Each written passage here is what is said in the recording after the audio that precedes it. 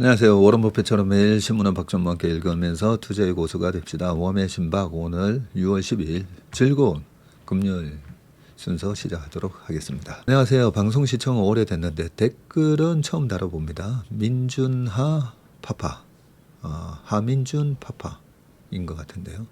어제 오전에 채슬리 방문해서 1임 계약하고 오셨던 분이시군요. 네. 디베이트에서 내리면서 전문의 보고 초면에 너무 반갑게 인사드렸는데요. 딱 하는데 마주쳤었죠, 그죠? 네. 매일 전문의 방송 보다 보니 이미 친해졌다고 착각했네요. 와이프는 긴가민가 하는 마음으로 같이 간 건데 설명 듣고서 일이 많은데 동의했습니다. 앞으로 어찌 될지 모르나 이날이 좋은 인연의 시작이 되었으면 좋겠습니다. 하셨습니다. 저희 회사 찾아오시는 분들한테 제가 어쨌든 잘 오셨습니다 라고 말씀드리잖아요.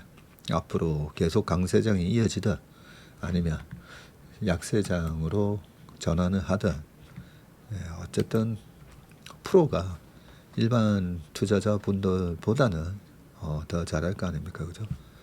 채슬리 TV를 매일 들으면서 콩닥콩닥 새 가슴 다독여 주셔서 감사합니다. 1.5배속으로 네, 웜의 신박은 1.5배속으로 듣는 걸 추천해 드립니다.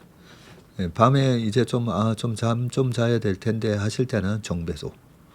근데 평소에 시간이 없으실 때는 1.5배속으로 딱 들으시면 제 말투가 굉장히 뭐 청산유추처럼 얘기하는 것처럼 들리면서 제가 봐도 1.5배속으로 들으면 제 자신이 굉장히 스마트해 보이는데 정배속으로 딱 듣는 순간 왜 말이 저렇게 느릴까?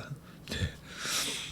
중간에 뜸들이는 것도 많고 어제 30명이 일임하러 왔다는 말씀을 드리니 기쁘기도 하지만 이 불안감은 무엇일까요? 저희도 내년에 일임하러 갈 계획인데 이렇게나 많은 사람이 계속 오면 직원을 더 많이 뽑나요?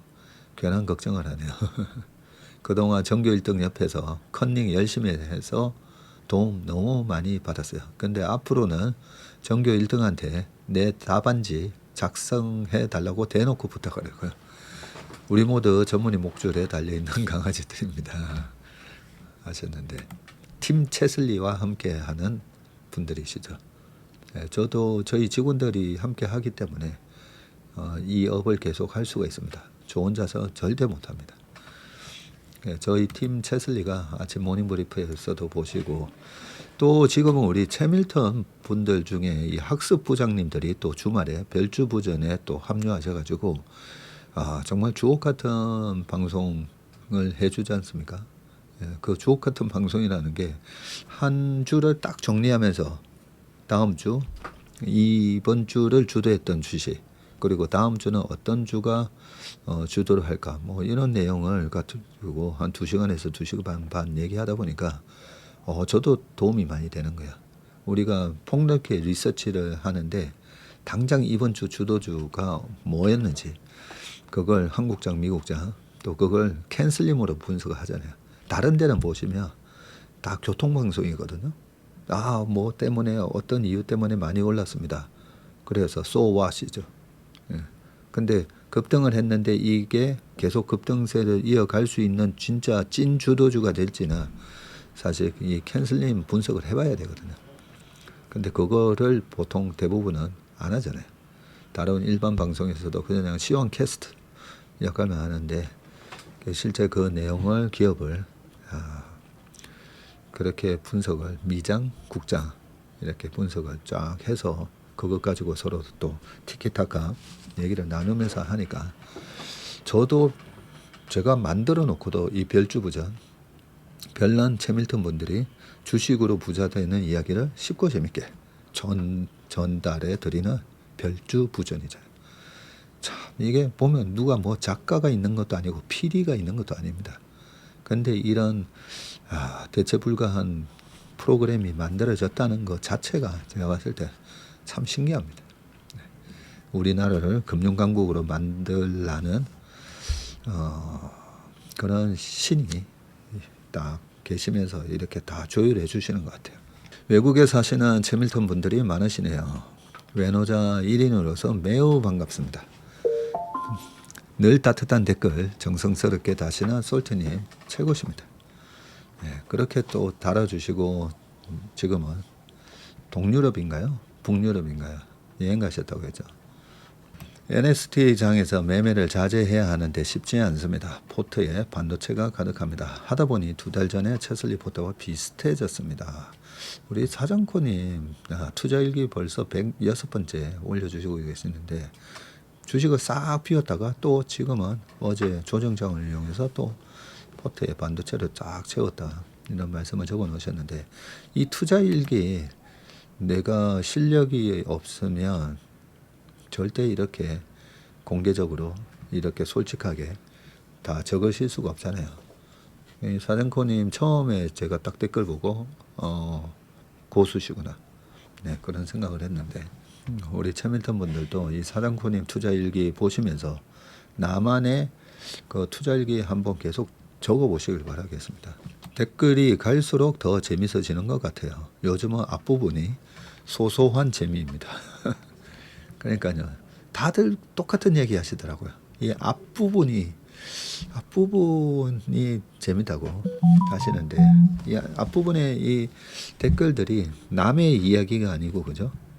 그 댓글들 보시면 아 맞아 나도 그래 나도 그게 궁금했어 이런 부분을 댓글을 통해서 소통이 되다 보니까 그래서 다들 좋아하시는 것 같습니다.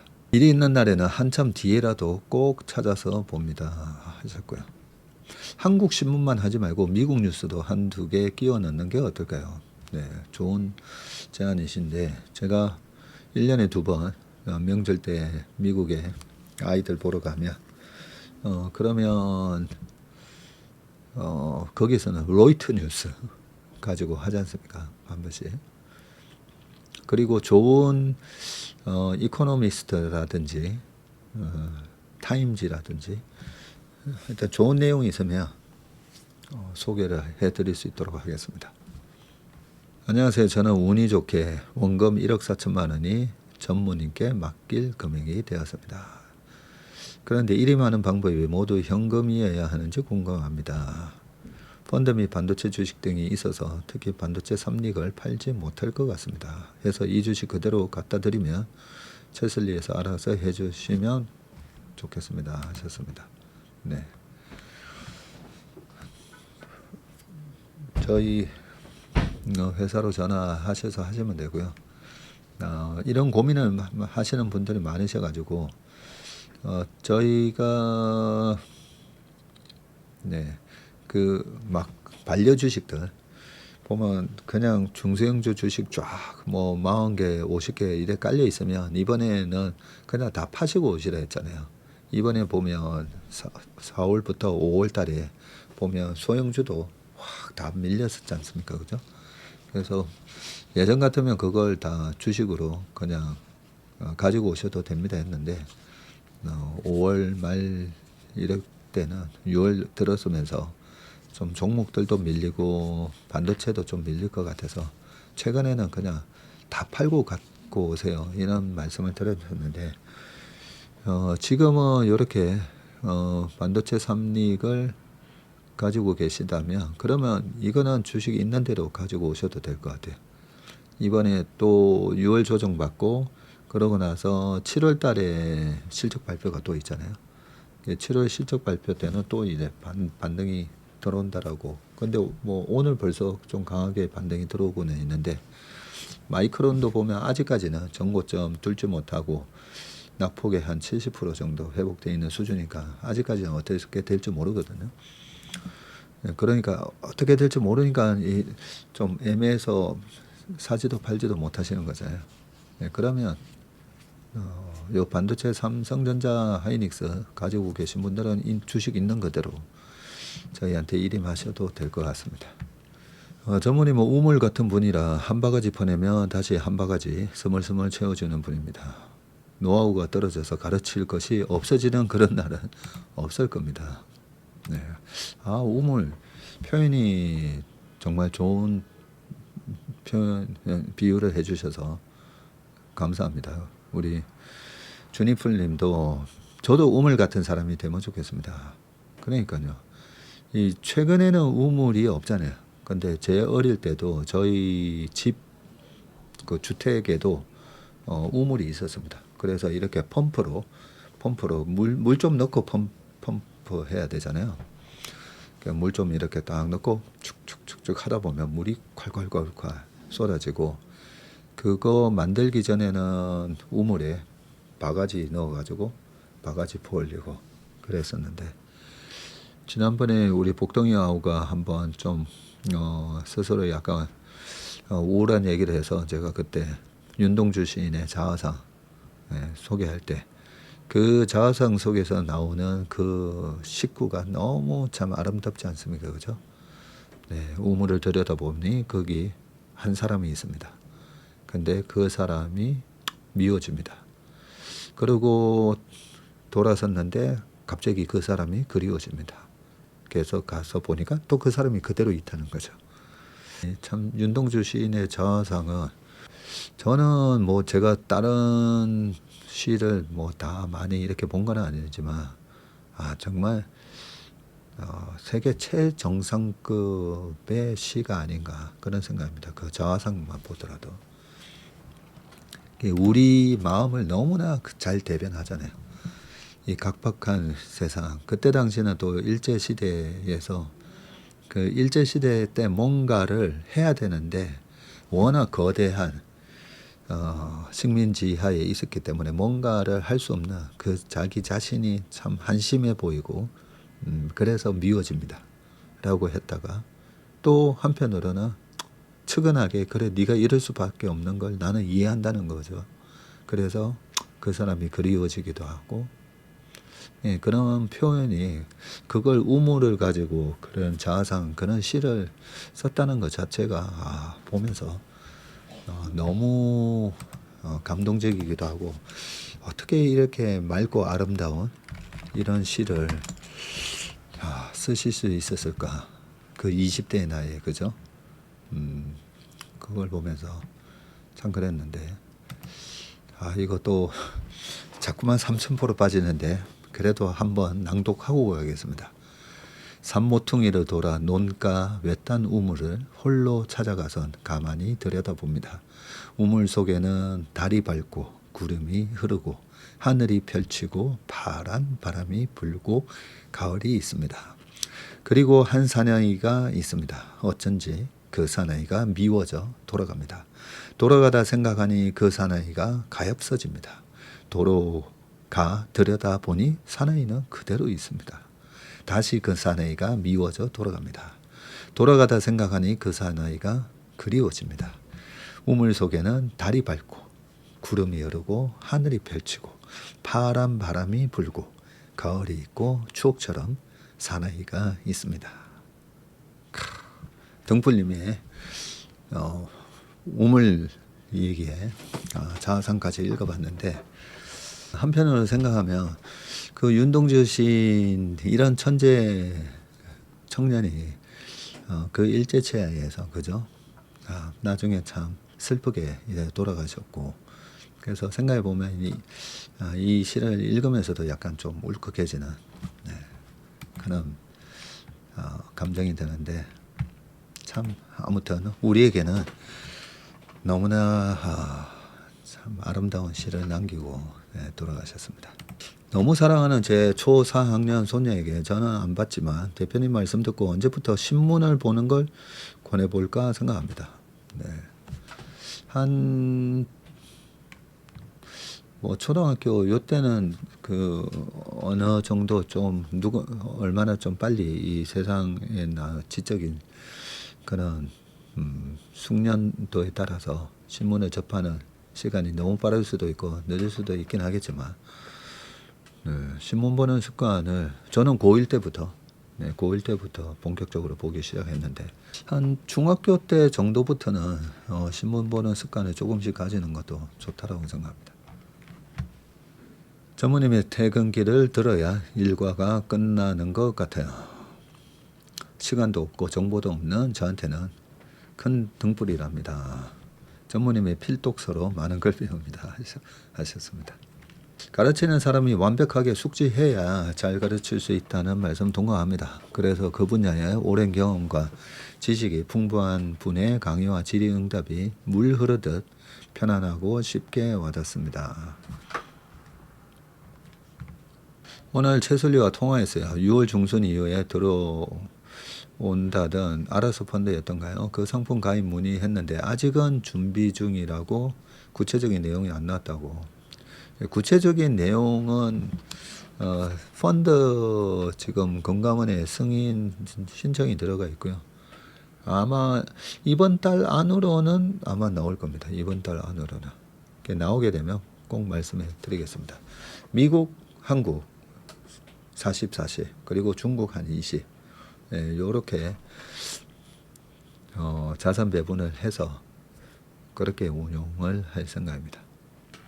그리고 처음에는 이게 퇴직연금 계좌나 거기서만 아마 가입할 수 있지 않을까 그런 생각이 드는데 그렇게 논의를 했던 걸로 기억이 납니다. 아무튼 나중에 출시가 되면 구체적으로 말씀드리겠습니다. 가장 강조했던 부분이 수비, 디펜스였는데요. 요즘에 특히 수비가 어렵고 중요하다는 걸 절감합니다. 6월에는 조심해야 한다고 전에 말씀 주셨는데 그 말씀을 그냥 넘긴 걸 후회하고 있습니다 하셨는데도 오늘처럼 반등이 들어가면 어떻게 보면 그냥 아무것도 안 하는 것도 그것도 2등은 한다 했잖아요. 그죠? 그냥 매수만 하고 팔지 않고 계속 그냥 갖고만 가면 걔도 2등은 합니다. 제 동생 가족도 콜로라도 덴버에서 살고 있는데 반갑네요. 동생은 이민 간 지 20년은 된 것 같은데 얼마 전에 제가 미국에서 들어보라고 채슬리 추천해 줬습니다. 처음에 저희 어머니께서 이 덴버 오셨을 때 그 옛날에 다이하드에서 그 공항에서 뭐 비행기가 불타고 막 이런 장면이 있었잖아요. 그죠? 그게 덴버 지금 새로 지어진 DIA인가 말고 그 옛날 공항에서 촬영을 한 거라고 알고 있습니다. 이름하면 수수료는 얼마일까요? 우리 망고님이 댓글 달아주셨네. 몸의 심박은 저의 하루 비타민입니다 하셨고요. 대표님이 나이 드셔도 시계로 할아버지처럼 오래오래 주린이들의 길잡이가 되어주세요. 혹시 구독신문도 추천해 주실 수 있을까요? 웬만하면 뭐 매일경제, 한국경제도 있지만 매일경제, 한국경제가 보면 웬만한 경제 뉴스는 다 다루고 있는데 저는 참고로 그냥 일간지 구독해서 보는 걸 좋아합니다. 우리가 너무 저는 뭐 본업 자체가 맨날 이 주식이다 보니까 약간 인문학적인 거 그런 내용이 많이 담겨져 있는 그런 신문을 좋아합니다. 그리고 신문마다 어떤 정치적 편향이 있다라는 걸 저는 댓글을 보고 많이 알았는데 제가 정치 뉴스를 안 보거든요. 앞에 정치 뉴스를 아예 안 보고 신문을 저 뒤에서부터 이래 봅니다. 저 뒤에서부터 칼럼이나 이런 것들을 쭉 보다 보니까 그래서 좀 인문학적인 내용이 풍부한 그런 신문을 좋아합니다. 올해 너무 과열인 듯해서 상당 부분 익절해서 삼형제들 주식계좌에 똑같이 나눠 담아주고 남은 현금은 장이 출렁일 때마다 조금씩 나눠 담고 있습니다. 최근에 제가 어제도 그렇고 신차 분석을 해보면 고점 대비 30% 이상 떨어진 종목들이 꽤 많더라고요. 최근까지 좋았는데 이번 5월 달까지 신고가 내다가 고점 대비 30% 이상 빠진 거 있잖아요. 그런 거는 그냥 30, 35 막 순식간에 그죠? 차트 이래 보시면 30% 이상 빠진 거 많습니다. 그러면 이번에 5월 달까지 지금 6월 달에 수급이나 이런 뭐 물가라든지 이런 것 때문에 흔들리면서 확 빠진 거잖아요. 그때 이렇게 박앤세일 해주는 거라 생각하시면서 그렇게 조금씩 현금화 시켰던 것들 담아 보시면 되고 지금 오늘 장이 또 강하게 올라가지만 여기서 바로 뭐 전고점을 뚫을 수도 있긴 한데 종목별로는 그죠. 아직까지도 이번에 올랐다가 쭉 빠져 있는 거 되게 많습니다. 예, 그런 애들이 또 회복할 거라고 생각합니다. 너무 지수만 보시고, 지수는 삼성전자, 하이닉스 이 두 종목이 50%가 넘다 보니까 이 두 종목의 영향을 많이 받잖아요. 근데 종목별로 보면 아직까지도 내가 밑에서 못 샀네 이렇게 생각 안 하셔도 됩니다. 충주댐이 있는 충주에서 잘 듣고 있는 6학년 8반 할머니입니다. 6학년 8반이시면 물론 이제 손자 손녀가 있기 때문에 할머니라고 하시겠지만, 네, 아직까지 6학년 8반이시면 그죠? 네, 김영석 교수님이 보시면 완전히 그냥 청년이라고 생각하실 거예요. 김영석 교수님이 이제 105세 정도 되셨으니까 40년 차이 나는 겁니다. 일임 정액했습니다. 그냥 입금만 하면 자동으로 처리가 되는 것이더라고요. 입금 후 바로 매수가 실행돼서 놀랐습니다. 요즘 우리 일임 고객분들이 보면 많이 노련해지셔가지고 장이 빠지니까 오히려 정액하시는 분들도 많아지셨습니다. 최근에 오신 분들한테도 제가 그렇게 설명드리거든요. 네, 앞으로 약간은 아직까지는 출렁거릴 수가 있기 때문에 5억을 갖고 계시다. 그러면 한 3, 4억 넣어 놓으시고 시장 출렁출렁 할 때마다 정액하는 그런 식으로 하셔도 된다고. 너무 이 5억을 다 하는 게 맞나 뭐 그러신다면 3억 넣어 놓고, 근데 3억이라도 넣어 놨기 때문에 장이 올라가면 그래도 3억으로 먹잖아요. 그리고 빠지면 현금 2억 들고 있으니까 빠질 때 또 한 7,700 가면 또 1억, 7,500개지만 1억 해가지고 풀 배팅, 그런 개념으로 자금 계획을 세우고 일임하셔도 될 것 같습니다. 이번 하락장에 엇박자 타가지고 손실이 너무 컸습니다. 6년간 투자한 서진 시스템, 이번 불공정 공시 때문에 혼자 흥분해서 씩씩대다가 전량 매도했는데 주가는 별 이상 없이 계속 상승하네요. 그 자금으로 이번에 현대차 밸류에이션 좋아서 매수했는데 여기서 멘붕이 왔습니다. 이럴 때는 어떻게 멘탈을 잡죠? 수업료가 너무 비쌉니다 하셨는데 뭐 서진 시스템이든 현대차든 내가 어떤 투자 포인트로 내가 샀다라고 꼭 적어 보셔야 됩니다. 이제 앞으로 매매하실 때 꼭 적어 보시고 이런 관점에서 이 회사는 얼마까지 갈 것 같아. 그래서 나는 어느 정도 가면 이익 실현할 거야. 요 정도는 적어 보셔야 돼요. 근데 단기적으로 시세만 보고 마음이 흔들흔들 거리는 거잖아요. 올라갈 때 좋다고 생각했다가 그동안에 계속 올랐으니까. 근데 빠지면 불안해서 씩씩대면서 매도했다가 이 현대차가 좋나? 근데 현대차 밸류에이션이 좋아서 매수하셨다 했잖아요. 밸류에이션이 좋아서 매수하셨는데 최근에 흔들리는 거에 그게 마음이 왔다 갔다 하시면 안 되죠. 그죠? 그러면 밸류에이션이 좋아서 매수하신 게 아닐 수가 있습니다. 내가 트레이딩을 하고 있는지 투자를 하고 있는지 반드시 구분해서 내가 들어가는 순간 그걸 한번 써보시면 내가 이거 트레이딩으로 들어가는 거다. 트레이딩으로 들어가면 트레이딩의 원칙에 맞게 매매하셔야죠. 그죠? 23년 처음 주식 시작해서 투기성 매매의 나쁜 습관과 손실로 자괴감을 많이 느끼고 지난달 랩 상품 가입했습니다. 반성과 현명한 투자의 다짐으로 시작했습니다. 근데 최근에 주식으로 시작하셔가지고 뭐 돈이 떴다고 너무 자책하지 마세요. 너무 당연한 겁니다. 당연한 거고요. 나이 제 주변의 형님 중에 그 형님이 86학번 나이니까 67년생이잖아요. 67년생이신데 67년생에 50다면 2017년 요때 되면 50대인 거잖아요. 그때도 보면 그 전에 그 2005년 6년에 반지하 살았다고 그 형님이 그러시거든요.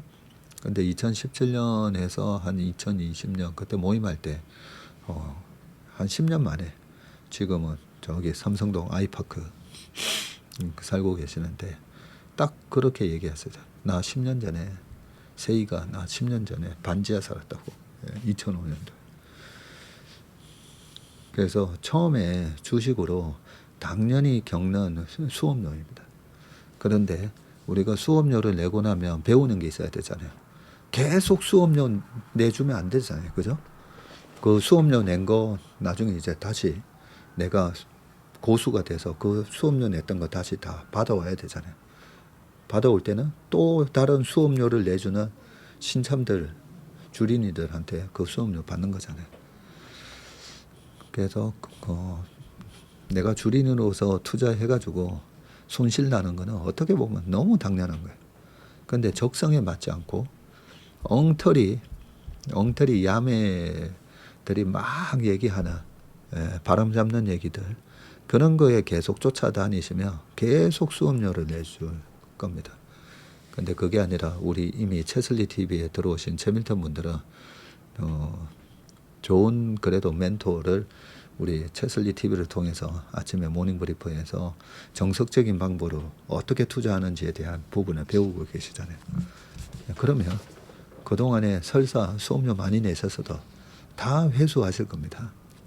최밀턴 분들의 댓글을 보면 다른 곳하고 너무 달라요. 빌런들의 분탕질도 없고 너무 수준이 높은 것 같아요. 어젠가 뭐 아침에 여도은행크 울었다고 전해 들었는데 오늘 아침에도 보는데 어제 운 얘기를 많이 하더라고요.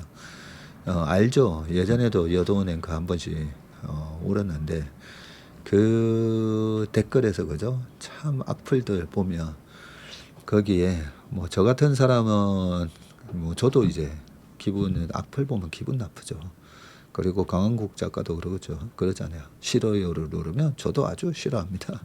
그거는 사람 마음이 어쩔 수 없는 건데 그렇게 다른 사람의 삶에 그런 악한 영향력을 주는 빌런들, 그런 사람들의 인생이 제가 댓글 보면 그 사람의 포지션과 그 사람의 인생이 보인다고 하잖아요. 그래서 저는 의연하게 넘길 수는 있는데 그 여도은행 참 울었다는 얘기를 하면 요즘 이 장이 출렁출렁일 때 그런 걸 갖다가 하여튼 뭐 댓글로 막 이렇게 비난하고 비아냥거리고 막 그런 거 보면 참 안타까운데 우리 채슬리 TV 보면 그죠? 거의 청정지역이에요. 청정지역. 빌런들이 한 번씩 여기 와서 악플 달았다가도 좀 머쓱해지죠. 그죠? 여기서는 분위기가 아니네. 전무님, 저 오늘 신한증권에서 2랩 일반형 가입했어요. 증권사 하면 거부 반응을 하던 제가 전무님 덕분에 증권사에서 대담하게 랩을 가입했네요 하셨습니다. 몸의 소통은 여기까지 하고 이제 신문 읽어보겠습니다. 첫 번째 기사 읽어보겠습니다. 부의 사다리가 끊겼다. 청년 빈곤층이 5년 새에 2배로 늘었다라는 기사입니다. 대학에서 디자인을 전공한 김모 씨는 수도권의 한 공공기관에서 홍보 디자인 업무를 하는데 회사 근처 오피스텔에 살지만 월급에서 월세와 생활비를 빼면 남는 돈이 얼마 많지 않다.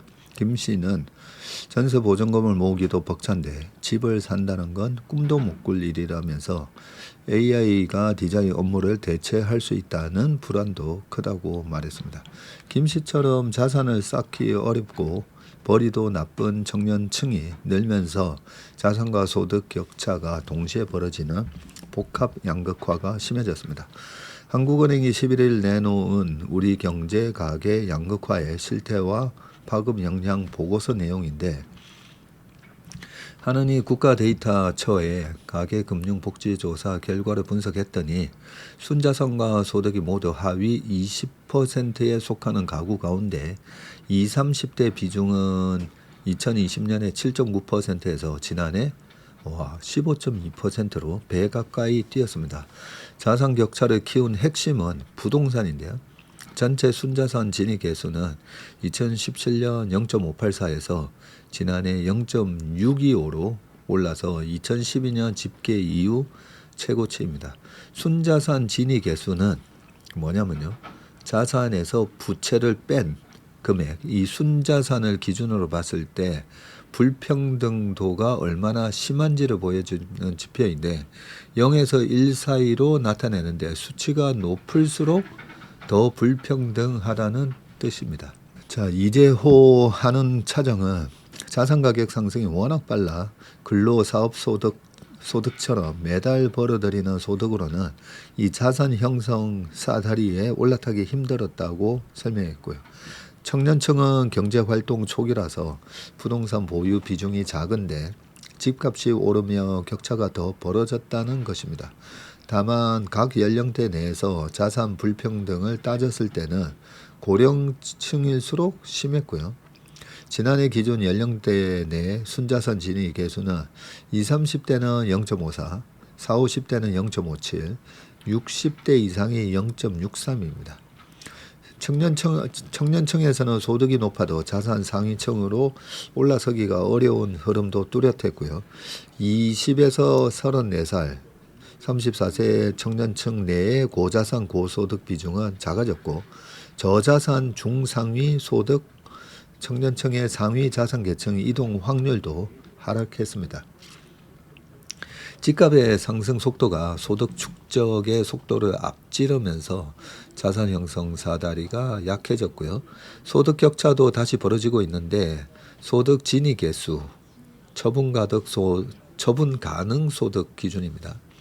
이 소득의 진입 계수는 2016년에 0.353에서 2023년에는 0.323까지 낮아졌지만 24년에는 0.325로 3년 만에 반등을 했고 반도체 등 IT 제조업은 호황과 성과급의 직업으로 임금이 올랐지만 이 BIT 부문은 임금 상승이 제한된 영향입니다. 보고서는 과거 정규직, 비정규직 등 고용 형태에 따라서 나타나던 임금의 격차가 이제는 산업 간에 부각되는 점이 특징이라고 진단했습니다. 결국 지금 제가 이 순자산 진입 계수를 유심히 쭉 봤는데요. 0.617이었다가 쭉 떨어지잖아요. 0.584로. 결국은 자산 가격이 2012년부터 한 15년까지는 부동산도 안 좋았었잖아요. 그래서 이때 당시에 미분양 아파트 사면 5년간 양도세 면제해 주던 시절이고 2012, 13, 14, 15, 16년 초까지 주식시장도 박스권이었거든요. 그리고 17년, 18년부터 집값이 큰 폭으로 오릅니다. 그죠? 큰 폭으로 오르고 2020년 요때 코로나 때 우리나라 지수가 3,000대까지 올라서고 다시 2,000 갔다가 최근에 8,000까지 9,000 언저리까지 가는. 그래서 결국은 제가 강의 가서도 늘 강조를 많이 하는데요. 우리가 아무리 노동자로서 살아가더라도 그 노동으로 번 돈은 계속 자산을 사모아야 된다고. 그래서 자산가로 계속 나 자신을 이렇게 탈바꿈해야 됩니다. 그게 돈이 많든 적든 내가 번 소득을 소비하는 자동차를 산다든지 그렇게 소비 플렉스 한다고 요즘 이렇게 한 6개월 1년 모아서 플렉스 한다고 그렇게 하는 것도 좋긴 하지만 일단은 내 자신을 자산가로 탈바꿈 시켜야 됩니다. 그러면 열심히 번 돈으로 계속 주식을 사모아야 됩니다. 부동산 같은 경우에는 시드머니가 워낙 적을 거니까 살 수가 없지만 주식으로 좋은 주식으로 계속 매매를 해서 연 평균 15%, 20% 목표로 해가지고 그렇게 자산을 불려놓으면 그걸로 주식으로 불어난 자산으로 내 생애 첫 집도 사고 그죠? 네, 그렇게 해야 됩니다. 토마스 피케티 교수가 21세기 자본론에서 또 밝혔지만 이거는 중국이든 미국이든 공통된 특징입니다. 자산 소득이 이 노동 소득보다 속도가 훨씬 더 빠르다는 거죠. 자, 두 번째 기사입니다. 김학균의 이코노믹스. 포모에 사로잡혀 시장 변동성에 치명상 입지 않도록 해야 주식시장은 누구에게 보상하는가? 올해 들어서 6월 8일까지 국내 주식시장으로 밀려든 신규 자금은 무려 129조이고 코로나 이후 동학개미 투자 열풍 과정에서 나타났던 2021년에 사상 최고 기록인 이 75조 원을 불과 반년도 안 돼서 가볍게 갈아치웠습니다. 주식 투자를 비롯한 모든 투자는 결국 싸게 사서 비싸게 팔아야 이기는 게임이다. 하지만 역설적이게도 모든 투자 붐은 자산 가격이 충분히 오른 이후에야 본격화되고 올해의 흐름도 예외는 아니다. 코스피가 7,000포인트를 웃돌기 시작한 5월 이후에만 59조 원이 넘는 자금이 새롭게 유입됐고 반면 코스피가 2,000에서 4,000포인트 구간에 머물렀던 지난해 유입된 자금은 14조 원대에 그쳤다. 이 그림이 나오는데요. 1980년에서 90년 주식 투자 대중화 코스피 빨간색 코스피가 저때 당시에 89년도 우리나라 88 올림픽 있을 때까지 시장이 큰 폭으로 상승합니다. 그래서 1980년에 100이었던 지수가 1000이 되죠. 그리고 왔다 갔다 하다가 1차 기관화 장세 1995년까지 1차 기관화 장세 그때 당시에는 은행권의 자금이 시장을 주도했었죠. 그래서 제일은행에 계신 누구 뭐 하면서 큰 손이 그때 당시에 누구 그런 얘기가 돌았었고요. 그 다음에 2000년 초에는 바이코리아 펀드 열풍이 있었고 2007년도에는 미래세 주식형 펀드 열풍이 있었고요. 그리고 2020년 동학개미 열풍이 있었습니다.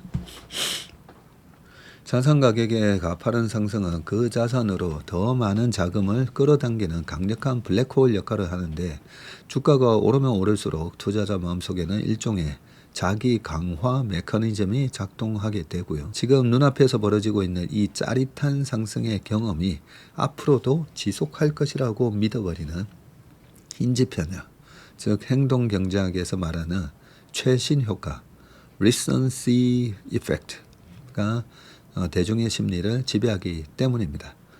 여기에 더해서 주변에 누군가가 주식으로 큰 돈을 벌었다는 소식이 들려올 때 나만 혼자 이 좋은 기회를 놓치고 소외되는 것 아닌가 하는 이 초조함과 이른바 FOMO, 증후군이라 불리는 뒤늦은 동참 욕구는 주가 상승 이후에 폭발적인 유동성 유입을 설명하는 핵심적인 동기가 됩니다.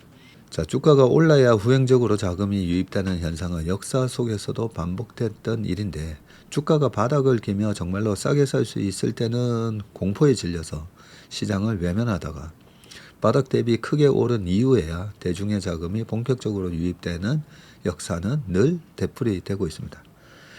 대한민국을 더럽게 달구었던 99년의 바이코리아 펀드 열풍도 그랬고 코스피가 사상 처음으로 2000포인트를 돌파하며 주식 안 하면 바보 소리를 듣던 2006년에서 7년에 주식형 펀드 붐이 그랬고 가깝게는 2021년에 동학개미 투자 열풍 역시 판에 박은 듯 비슷한 패턴으로 나타납니다.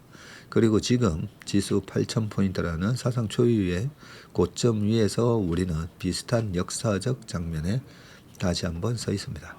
시장에 진입하는 수많은 투자자는 저마다 논리와 장밋빛 전망 그리고 자산 증식에 대한 간절한 기대를 품고 투자를 시작했을 것인데 그러나 냉정하게 말해서 주가지수가 역사적 고점을 잇따라 경신하는 상황에서 새롭게 시장에 동참한 투자자 일수록 자기 자신의 시장 예측 능력이나 통찰력에 대한 신뢰도를 높게 잡아서는 안 되고요.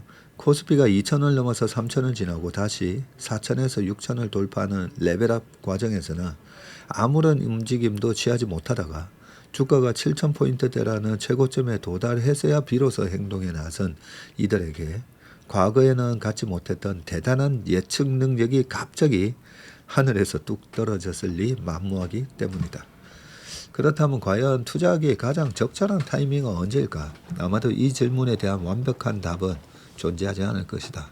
주식 투자는 본질적으로 확실성이 아닌 불확실성에 자신의 소중한 돈을 노출하는 행위이고 미래는 신의 영역이며 주가의 고점과 저점을 단기적으로 정확히 맞추는 것은 인간의 지성으로는 사실상 불가능에 가깝다.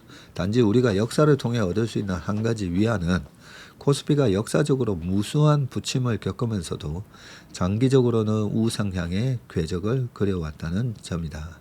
한국 경제에 대한 위기로는 늘 우리 주위를 유령처럼 떠돌고 있지만 2000년대 들어서 코스피가 2년 연속으로 하락했던 경우는 단 한 번도 없었다. 장기 성과 이게 되게 중요한 얘기죠. 2000년대 들어서 코스피가 2년 연속 하락했던 경우는 한 번도 없었다. 2000년 닷컴 버블 때 무너지고 2001년에 미국은 마이너스 나는데 우리는 코스피가 그때 36%인가 올라가거든요. 9.11 테러 터지고 막 랠리가 있어가지고요. 그리고 2002년도에 빠집니다. 근데 2003년부터 2003, 4, 5, 6, 7 연속 플러스 났고 2008년도에 박살 났다가 2009년, 10년, 11년 또 차화정 장세가 오면서 올라갔고 그리고 2012, 13, 14, 15 박스 피해서 왔다 갔다 하는 모습을 보였고요. 그리고 2016년, 17년, 18년 초까지 랠리였고 그죠? 18년도에는 음봉이 나지만 19년도에는 또 플러스 7% 또 올라갑니다. 2019년 그리고 코로나 때 확 빠졌다가 결국 종가는 그때 당시에도 16.8%인가 올라가죠. 그리고 21년도에 위에서 왔다 갔다 하다가 22년도에 빠집니다.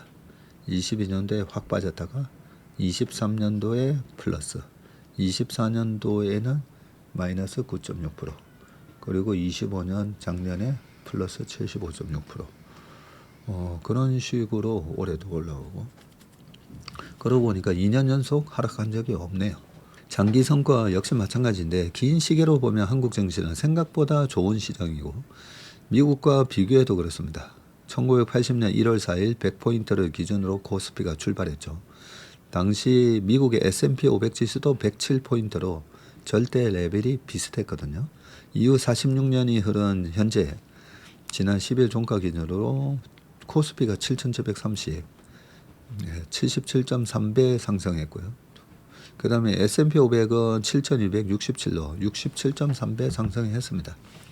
한국 증시의 상승세가 최근 1년 사이에 집중되기는 했지만 코스피가 산정되기 시작한 1980년 이후 2018년까지 한국과 미국 증시의 장기 수익률 격차는 크지 않았습니다.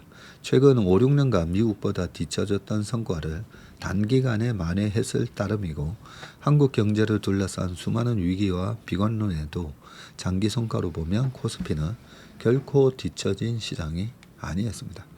자, 요게 1980년부터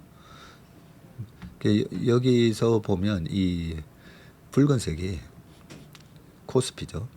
그래서 항상 코스피가 늘 안 좋은 게 아닙니다. 미국이 좋을 때가 있고 국내가 좋을 때가 있고 자, 이 사실이 우리에게 시사하는 바는 분명한데요. 설령 대중의 광기에 휩쓸려서 상당히 불리하고 비싼 가격대의 주식을 매수하며 시장에 진입했을지라도 시장은 장기적인 세월 속에서 투자자가 보여준 인내에 대해 합당한 보상을 지급해 왔다는 점입니다. 어찌 보면 주식 투자는 쌀 때 사서 비쌀 때 던지고 나오는 기술적인 이 트레이딩의 속성도 있지만 설사 다소 불리하고 높은 가격에 주식을 샀을지라도 시장의 거친 풍파를 맞아가며 얼마나 오랜 시간 동안 묵묵하게 잘 버텨낼 수 있느냐는 투자자의 내구력에 의해 성패가 좌우되는 게임일지도 모른다. 중요한 얘기를 또 적어놨죠. 설사 높은 가격에 주식을 샀을지라도 오랜 시간 묵묵하게 잘 버텨낼 수 있느냐는 투자자의 이 내구력, 인내력을 얘기하는 거죠. 이 인내력에 의해서 성패가 좌우되는 게임이라는 거죠.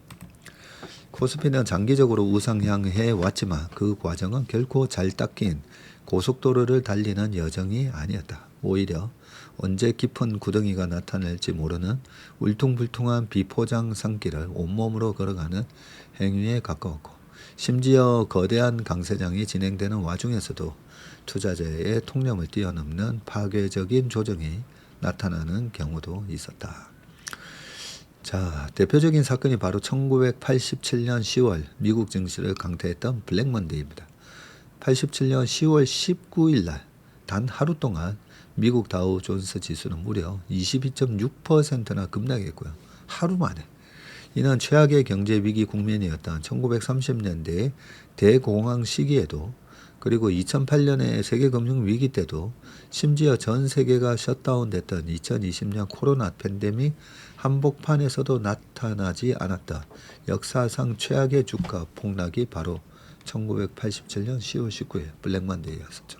당시 시장 분석가들은 금리 상승, 미국의 무역수지와 재정수지 적자가 동시에 누적되던 쌍둥이 적자와 그리고 컴퓨터 알고리즘이 자동으로 매물을 쏟게 한 프로그램 매매 등을 동원해서 그 전대미문의 폭락을 설명하려 애썼는데, 그러나 이유가 무엇이든 간에 우리가 진정으로 흥미롭고 엄숙하게 지켜봐야 할 대목은 이 폭락의 원인이 아니라 그 이후의 전개입니다.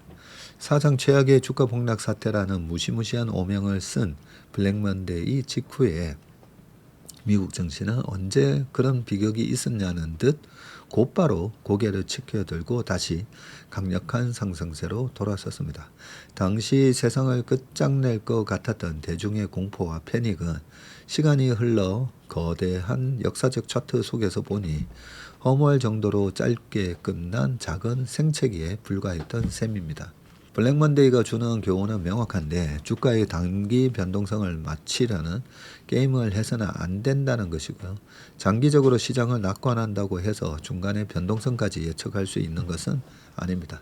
주가는 장기적으로 기업 가치에 수렴하지만 단기적으로는 수많은 사람의 욕망과 공포가 뒤섞이며 형성되고요. 그렇기 때문에 단기적인 주가 흐름은 상당 부분 무작위적입니다. 따라서 투자자는 변동성 자체보다 변동성에 노출됐을 때 자신이 얼마나 버틸 수 있는지를 고민해야 하는데, 가장 위험한 것이 단기 충격에 의해서 치명상을 입는 구조이고요. 대표적인 것이 레버리지 투자입니다. 뒤늦게 시장에 참여한 투자자들은 수익률에 대한 조급함에 레버리지 포지션을 잡는 경우가 있는데, 레버리지는 수익을 키우지만 동시에 손실도 증폭시킵니다. 최근 삼전 닉스 주가 변동의 2배를 추정하는 단일 종목 레버리지 ETF가 출시됐고, 분산이 아닌 단일 종목에 레버리지를 더했고요. 또한 본질적으로 개별 종목에 투자하는 행위임에도 펀드라는 외피를 쓰는 것은 형용 모순이 아닌가. 투자에서 가장 중요한 것은 대박이 아니라 시장에 계속 살아남아 있는 것이다. 매 순간 대박을 추구하다 쪽박을 차기 십상이지만 시장에 남아있다 보면 대박을 만날 수도 있고요. 주식시장은 인내하는 이에게 보상을 주지만 그 영광은 살아남은 자만이 누릴 수가 있습니다. 미래에 대한 전망을 잘하려고 노력하는 것은 당연한 일이지만 이 과정에서 치명상을 입지 않는 것, 그것이 투자의 첫 번째 원칙이고 그리고 마지막 원칙이기도 합니다. 너무 주옥 같은 칼럼이네요. 제가 투자는 제가 주식 투자를 너무너무 좋아하고 사랑하는 이유가 굉장히 공정한 게임이에요. 그리고 보세요. 쉽게 레버리지를 써서 주식은 어차피 우상향하는 게임이잖아요. 그래서 이 김한규 센터장이 얘기하는 이 글의 핵심에서 한번 보시면 어차피 우상향하기 때문에 설사 내가 타이밍을 잘 못 맞춰도 인내만 하면 먹는 게임이라는 거죠. 그죠? 그런데 빨리 벌려고 하는 사람들이 빨리 돈을 못 벌게끔 주식시장은 이 변동성이 존재하는 겁니다. 그래서 87년 블랙먼데이 같은 케이스 결국은 다 올라갔는데 왜 그렇게 죽이고 가냐는 거죠. 한 번씩 있는 이 조정은 빨리 쉽고 빨리 돈 벌고자 하는 사람들을 털고 가는 거거든요. 너무 대단한 시스템 아닙니까? 그죠? 만약에 그렇게 쉽게 빨리 돈 벌 수 있으면 제가 누가 반도체 연구원으로 일하고 누가 현대차 가서 일하고 누가 소는 누가 키우냐는 거죠. 그래서 주식도 반드시 우리가 어느 분야에서다 운동선수로 돈을 벌든 의사로 돈을 벌든 의사가 되기 위해서 그 얼마나 피나는 공부를 요즘은 거의 중학교 초등학교 때부터 그 피나는 그 공부를 하고 인내를 하고 레지던트를 하고 그러면서 돈을 버는 거잖아요. 그래서 그런 노력은 안 하고 쉽게 돈을 벌 수 있다. 그게 주식시장에서도 허용이 안 되는 거죠. 그래서 우리가 어떻게 투자를 해야 되는지 좋은 원칙을 지키면서 인내하면서 그리고 계속 살아남으만 있으면 저 같은 사람도 저 같은 이런 평범한 사람도 그 어떤 원칙 빨리 돈 벌겠다는 그런 욕심 그런 걸 버리고 있으면 주식시장의 그 주가 상승률이 예금이나 이런 것보다 훨씬 높잖아요. 그래서 아까 기사에서 부의 사다리가 끊겼다라고 하지만 주식을 통한 부의 사다리는 더 공고해지고 있습니다. 그래서 주식을 통해서 우리 최민턴 분들 그래도 이 자본주의에서 경제적 자유는 그래도 누리면서 살아야 되지 않겠습니까? 그죠? 자, 오상우의 내몸 사용 교과서 제로 콜라는 위험은 제로일까? 갑자기 주식 말고 건강 얘기인데 방금 오래 살아남아야 된다잖아요. 건강하셔야 됩니다. 주말 점심 아들과 뭐 먹을까 고민하다가 햄버거를 시켰다. 메뉴는 같았지만 음료의 선택이 달랐는데 20대인 아들은 제로 콜라를, 감미료의 쌉쌀한 끝맛이 싫은 나는 일반 콜라를 골랐다. 제로 콜라 맛이 어떠냐 물었더니 깔끔하고 맛있어요 라는 답이 돌아왔고, 이어 아들이 덧붙인 한마디, 건강에 좋잖아요. 이분은 오상우 동국대 일산병원 가정의학과 교수님이십니다. 자, 단맛은 현대인이 좀처럼 뿌리치기 어려운 유혹인데 비만과 당뇨병을 부르는 경계 대상이기도 하고, 2015년 세계보건기구는 비만과 질병 예방을 위해서 설탕 섭취를 줄이라고 권고했는데 그 빈자리를 아스파탐과 수크랄로스, 스테비아 같은 감미료가 빠르게 채워나가고 있습니다. 칼로리 부담은 적고 단맛은 살린다는 기대감에 제로 음료 시장은 크게 성장했고요. 단맛의 기준도 달라지고 있는데 어릴 때부터 제로 음료에 익숙한 세대와 설탕 음료에 길든 세대, 두 입맛은 서로 다른 방향으로 움직이고 있습니다. 과연 제로 음료는 그 건강한 선택일까? 기대와 달리 우려의 목소리가 높은데 WHO는 2023년 감미료를 체중 조절이나 만성질환 예방에 쓰지 말라고 권고했고요. 체지방 감소 효과를 뒷받침할 근거가 부족하다는 이유였습니다. 당뇨병, 심혈관 질환 위험이 증가한다는 연구 결과도 참고했는데 같은 해 7월에 WHO 산하의 국제암연구소는 아스파탐을 인체 발암 가능 물질로 분류했고요. 세계적인 공포가 뒤따랐는데 소비자는 불안에 휩싸였고 업계는 안정성을 설명하느라 바빴다고 합니다. 반론도 만만치 않은데 미국 당뇨병 학회와 유럽 당뇨병 학회는 여러 임상시험을 종합해서 설탕 음료를 감미료 음료로 대체하면 칼로리와 탄수화물 섭취를 줄이는 데 도움이 된다고 주장했고요. 물과 감미료 음료 간의 체중 감소 효과는 별 차이가 없는데 둘 다 설탕 음료보다 나은 대안이었고요. 흥미롭게도 단맛 없는 식단에 적응하기 어려운 사람에게는 물로 억지로 바꾸기보다 감미료 음료를 유지하는 편이 단맛에 대한 갈망을 줄이고 대중 혈당 관리에 더 유리했다고 합니다. 암 발생 위험도 맥락을 봐야 하는데 아스파탐을 발암물질 그룹 2B로 지정을 했지만 다른 국제기구에서는 별다른 조치를 하지 않았고요. 하루 섭취 허용량을 체중 1kg당 40mg으로 그대로 유지했고, 이 ADI라는 것은 평생 매일 먹어도 건강에 해롭지 않다고 판단되는 섭취량의 상한선을 말하는데, 이 기준량이 체중 60kg인 성인이 아스파탐 음료를 하루 55캔 이상 마셔야 도달하는 비현실적인 양이라고 합니다. 그러니까 평소에 먹는 용량에서는 안전하다는 이야기이고요. 사실 우리가 일상에서 흔히 접하고 먹는 김치를 비롯한 아시아식의 절임 채소나 고사리, 심지어 스마트폰 전자파도 이 아스파탐과 똑같은 그룹 2B에 해당합니다. 그래요? 만약 아스파탐 때문에 제로 음료를 끊어야 한다면 김치와 고사리도 밥상에서 치워야 한다는 논리가 된다. 그렇다고 WH와 IARC의 권고를 무시할 정도로 감미료가 안전하다는 말은 아니고요. 뇌는 단맛을 감지하며 칼로리가 들어온다고 판단해서 포만감 호르몬을 분비하고 식욕을 조절한다고 합니다. 감미료는 단맛만 흉내낼 뿐 실제 칼로리는 없고요. 이 불일치가 반복이 되면 뇌의 보상 체계가 무뎌지고 더 강한 단맛을 갈망하거나 인슐린 저항성으로 이어질 수 있다네요. 장 건강도 우려가 되는데 사카린이나 수크랄로스 같은 일부 감미료는 소화되지 않은 채 장까지 내려가서 유익균을 줄이고 유해균을 늘린다고 합니다. 이에 따라 장벽이 약해지면서 전신에 만성염증이 생기거나 혈당 조절 능력이 떨어질 수 있다네요. 한국소비자단체협의회가 지난 4월 시행한 조사에 따르면 응답자의 86.7%가 최근 3개월 내에 감미료 제품을 구매했고요. 알게 모르게 감미료는 우리 식탁 깊숙이 자리 잡았습니다.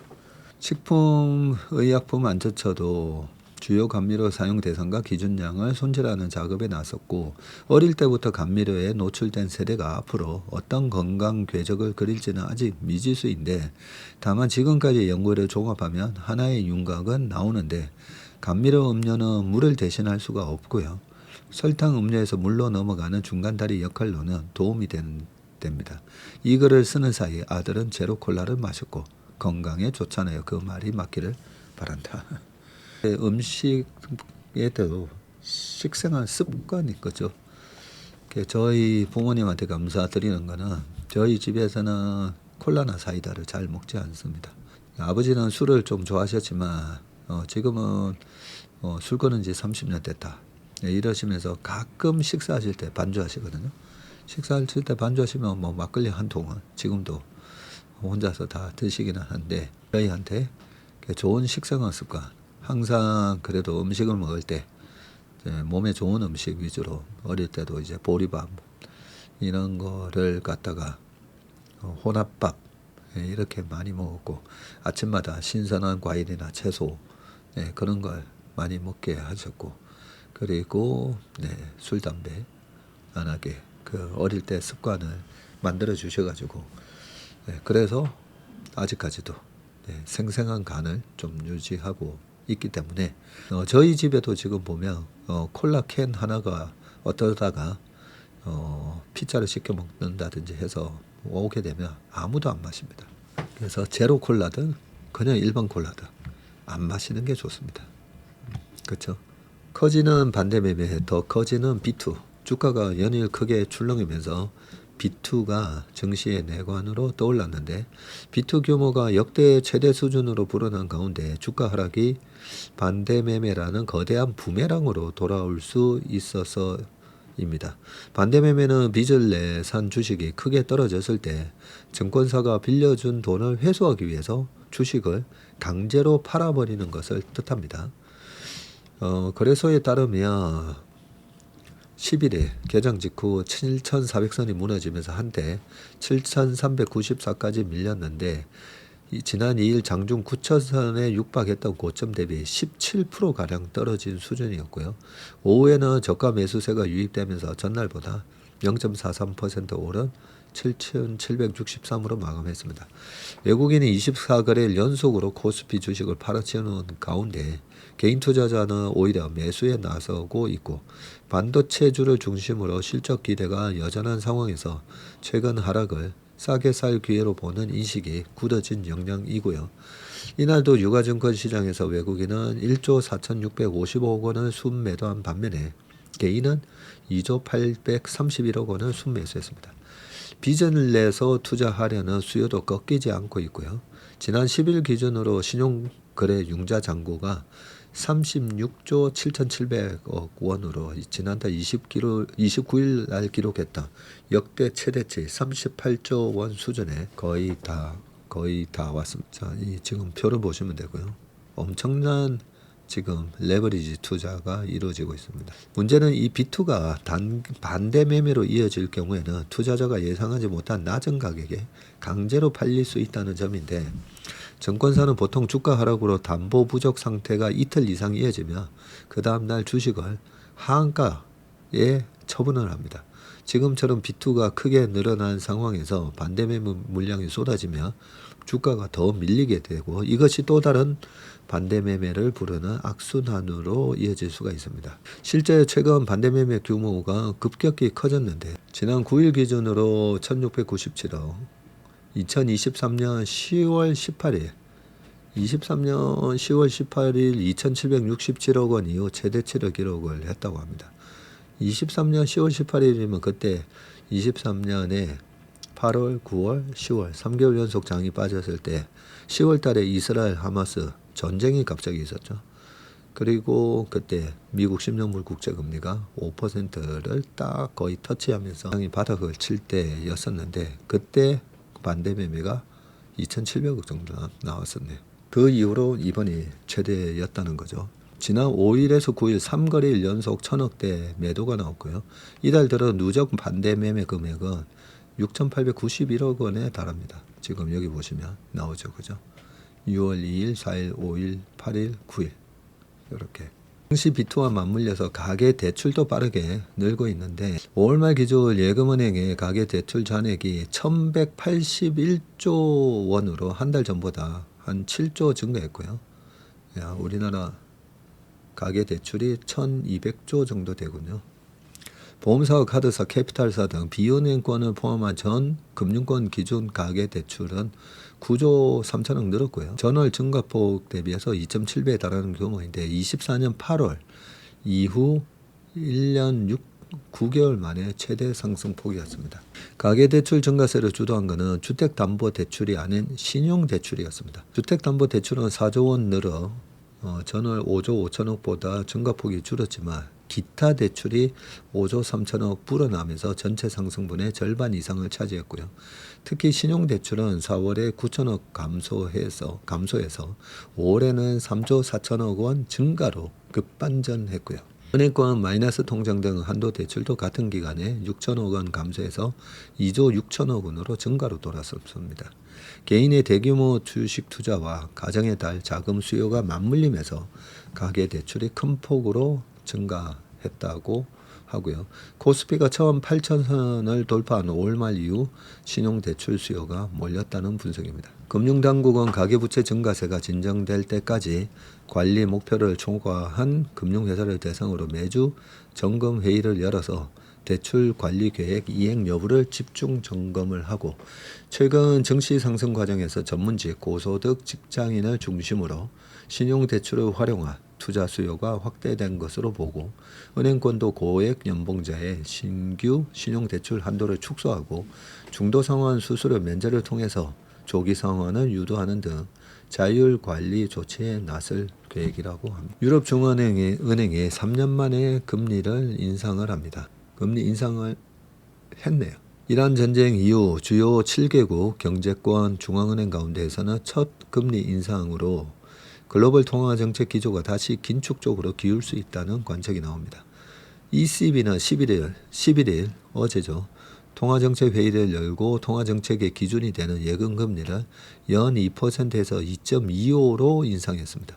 기준금리인 주요 제6자 금리와 한계 대출 금리도 2.4에서 2.6으로 상향 조정했고 ECB의 금리 인상은 지난 23년 9월 이후 2년 9개월 만인데 ECB는 당시 예금 금리를 4%까지 끌어올린 뒤에 지난해 6월 2%까지 인하했으나 최근 물가 불안이 커지면서 다시 긴축으로 방향을 틀었습니다.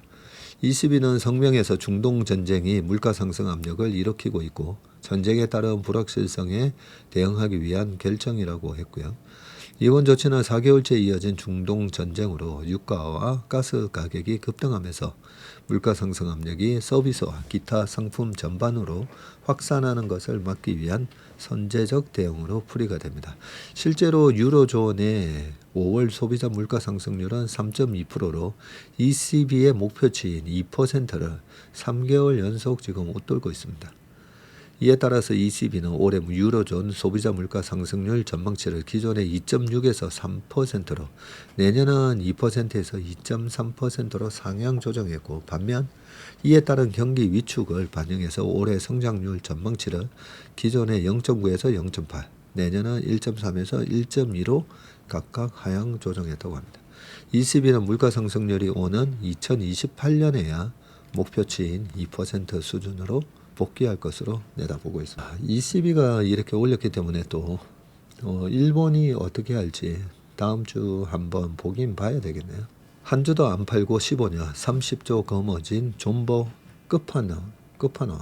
이분이 누구죠? 137 벤처스 울프슨 대표라고 합니다. 스페이스X가 기업가치 1조 7,700억 달러 규모로 역사적인 상장을 앞두면서 초창기 투자자들의 막대한 수익에도 관심이 쏠리고 있는데, 그 중심에는 스페이스X가 무명 스타트업이던 시절부터 투자를 이어온 벤처 투자자 저스틴 피슈너 울프슨이 있다고 합니다. 44살이네요.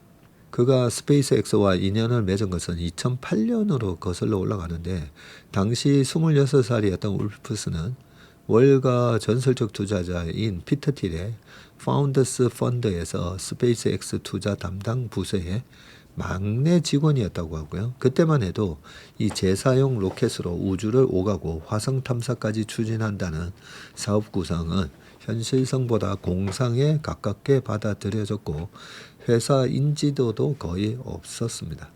울프슨 역시 처음부터 확신을 가졌던 것은 아닌데, 2008년 8월 마셜 제도에서 진행된 이 스페이스X의 세 번째 재사용 로켓 발사를 지켜보던 그는 로켓이 이륙 후 약 2분 만에 폭발하는 장면을 목격했고, 당시 울프슨은 앞서 조성한 펀드의 10%인 2천만 달러를 스페이스X에 쏟아부은 상태였었는데, 아니 근데 그때 당시 환율로도 304억인데 어떻게 그 나이에 304억 돈이라는 게 있죠? 펀드에서 그런가요? 근데 조성한 펀드의 10%를 울프슨이 쏟아부었다고 했는데, 하지만 울프슨의 상사들은 전혀 동요하지 않고 스페이스X를 계속 지지했으며, 당시 투자금 2천만 달러는 이제 수십억 달러의 가치가 됐다고 합니다. 이후 3년 만에 울프슨이 독립을 선언하고 차린 투자사가 137 벤처스이군요. 그는 차량 공유 업체 우버 같은 스타트업에도 투자했지만 주 종목은 스페이스X였고, 사무실 입구에 스페이스X 로켓의 중고 엔진을 세워놓느라 크레인을 동원하고 창문을 뜯어낼 정도였다고 합니다. 울프스는 2011년부터 15년 동안 꾸준히 스페이스X의 주식을 매입했고, 현재는 전체 지분의 1% 이상을 보유했다고요?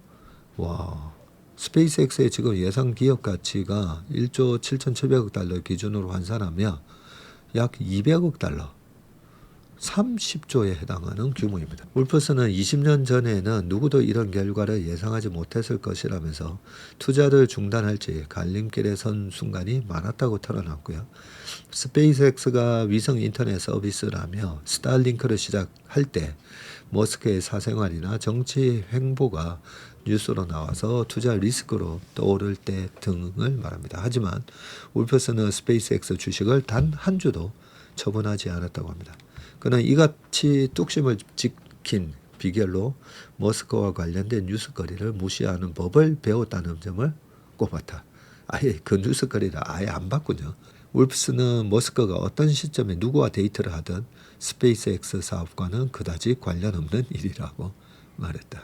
전원주 할머니의 투자 성공 신화도 최근에 많이 회자되는데, 야, 대단하네요. 근데 미국 기업은 이런 투자가 저는 가능하다고 생각하는데, 우리나라에서는 그렇게 뭐 사업을 추진하다가 3년 5년 안에 성과가 안 나고 자금이 끊기며 망하는 경우가 너무 많습니다. 그래서 이런 거는 미국이기 때문에 또 가능한 투자 성공 스토리가 아닌가, 그런 생각이 듭니다. 네, 한동안 한 주간 변동성 심한 이번 주 고생 많으셨고요. 이 변동성 속에서도 가치 있는 이렇게 신문도 보고, 또 시장이 흔들릴 때는 좀 주식보다는 우리 솔트님처럼 여행도 갔다 오시고, 왔다 갔다 지나고 보면 그 자리일 수가 있거든요. 그래서 너무 마음 노심초사 하시는 것보다 내 시간을 알차고 행복하고 주변에 사랑하는 사람과 함께 보내는 그런 가치 있는 시간으로 보내셨으면 좋겠습니다. 오늘 웜의 신박은 여기까지 하겠습니다. 행복한 주말 보내시길 바라겠습니다. 고맙습니다.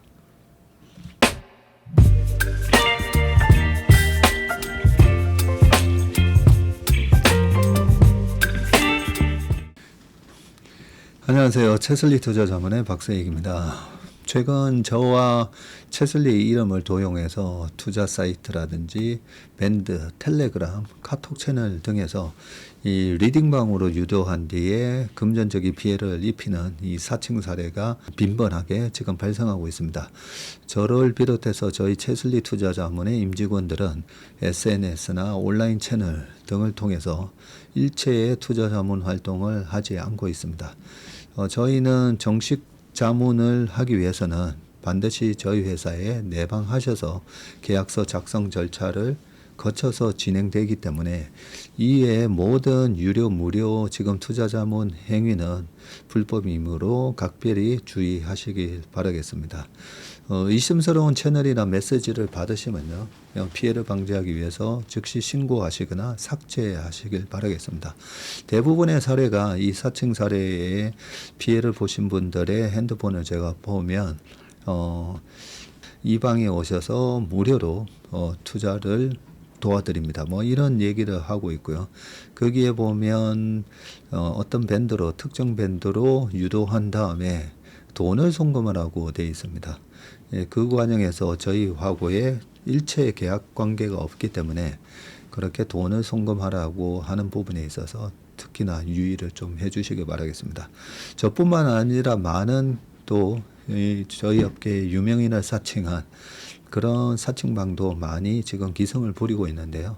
공통적인 특징이 앞으로 몇백 %가 날 급등주를 알려줄 테니까 이 방에 가입을 하라.